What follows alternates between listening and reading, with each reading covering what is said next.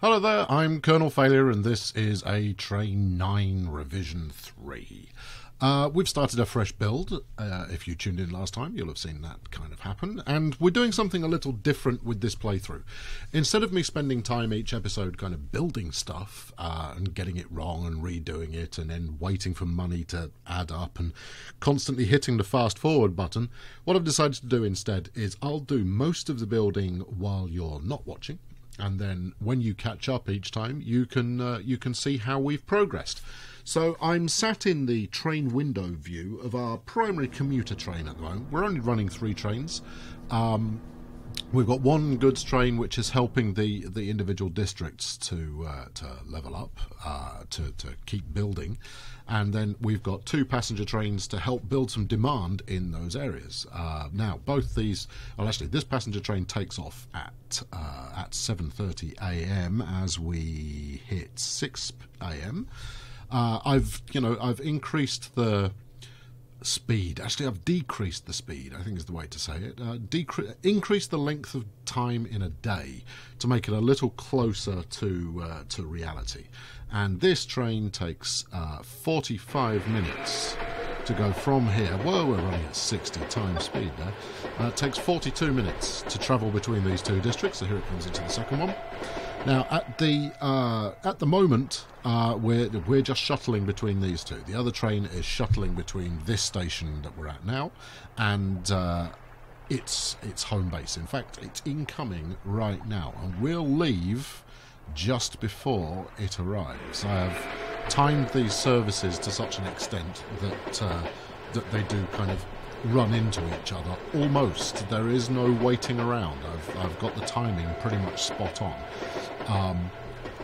There you go. You've kind of seen that route now. Let's jump to the other train. Let's train window on this one. So where are we at the moment? I think we're in the larger of the 2 districts.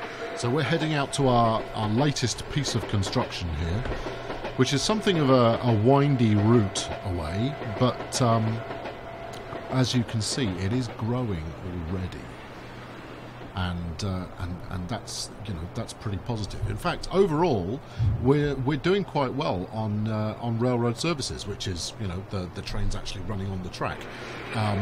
Every year we make cash. In fact, every year, he says jokingly.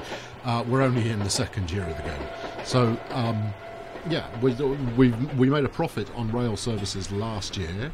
And that includes passenger services. Materials warehouses profits right here are down a little this year. Are down significantly this year because I've still got 3 depots, but I'm only delivering to 1 of them. Basically, my plan is, in the first instance, to deliver from our single factory out to whichever area is being built up at that moment. Once that area builds up to the point that it has a decent amount of revenue coming from passengers, we'll stop delivering cargo there and start on the next one. The idea being that we'll gradually improve our number of districts that we're playing with to get to the point where we can live profitably off rail alone. That's the hope. Anyway, I'm going to close this window up. I just want to check my energy ever so briefly. Okay, energy's fine. City information. Yeah, we're growing quite nicely. I'll show you my subsidiaries in just a sec. I've got pretty much the same spread in each city. I just wanted to do one more journey on this train, as when we approach the other end, if I slow it down now, you should be able to see the other service, the one we were riding on before, departing the station as we turn up. So as we come around this corner, we should see its tail end. There we go, just disappearing there. So that's the timetable being used in the way it was intended. I know, who'd have thought it? After all that time messing around with timetables in the last playthrough and never really getting anywhere with it, this time around we've managed to get some progress. There we go, a good train coming through. always worth a go. So the goods train never actually maxes out. Again, it is timed to operate in accordance. Whoa, we moved quite a way off there. In accordance with how fast the factory actually builds.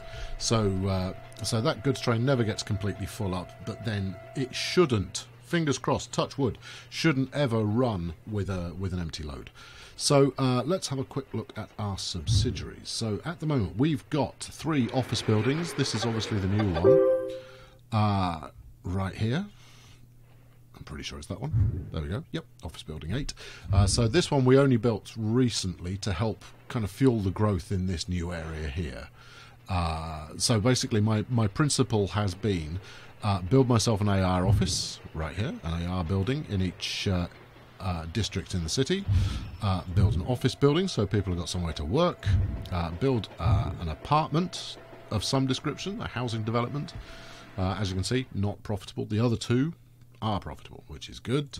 And then karaoke. Everyone gets karaoke in every town. That gives them a bit of sport, a bit of leisure, somewhere to live, somewhere to work. And all we're trying to do is fuel the potential passenger numbers so that we can increase the number of shuttles that we're running on a regular basis, hopefully making enough cash to support the growth of the city once we've blown through all of our starter cash. I mean, as you can see, we've only got $1 billion of the $2 billion that we started with actually left. And as mentioned, I have slowed the game down to a far more kind of plausible speed, which is actually quite nice to watch. There's just not enough activity to make it worthwhile right now. So here's our, this is the, I guess this is the district we kind of started in. I mean, obviously I started with 2. Solar power there, right? Yeah, yep, makes me a bit of money. Let's bring that up. Where are we? Economic information. So yeah, you know, power plants, made 2 million from power plants this year, which is kind of cool. There goes this fella. He doesn't have. He's not a quick mover. My freight train.